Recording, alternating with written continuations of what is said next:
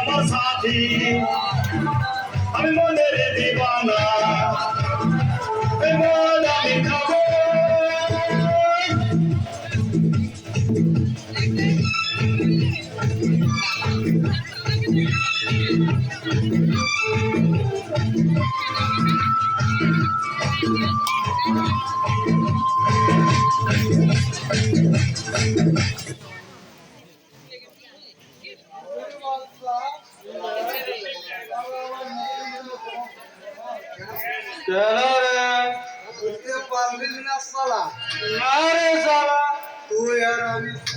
শ্রমিক নেতা তন্ময় গাঙ্গুলির বাড়ি চড়াও না অথচ তুই খেলি আর আমার বাচ্চা আঠিটাও না রে সালা। তার মানে পারলি না না রে সালা, সে তন্ময় গাঙ্গুলির বোন সে টপকা মালটা তুই একা একটা গিলে খেলি আমাকে আঠিটাও দিলি না রে চুস্তি।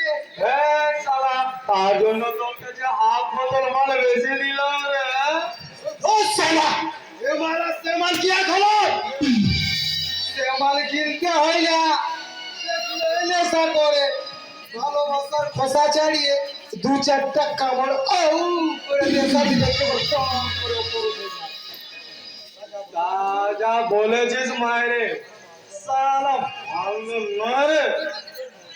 চলো চলো আজ তো মজা রে সালা, মধু যেন একেবারে টুস টুস করছে রে। বলে যা বলে যা, অথচ শুনো তো একটু আনন্দ পাওয়া। বলো আমার লজ্জা করে না বুঝলে? লজ্জা লজ্জা কোনো থেকে হলো রে?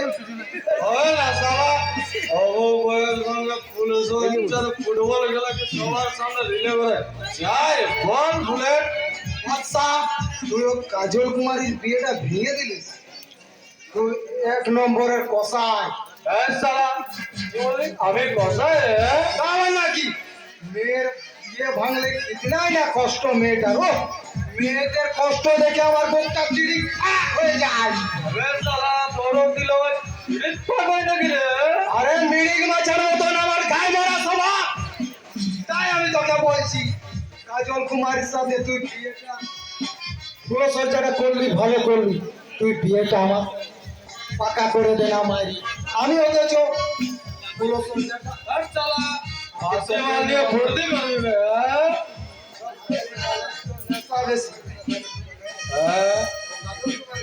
কাজল কুমারীর সঙ্গে তুই আমার বিয়ের ব্যবস্থাটা করে দিলাম। আমি এখন তোকেই পুরো সজ্জাটা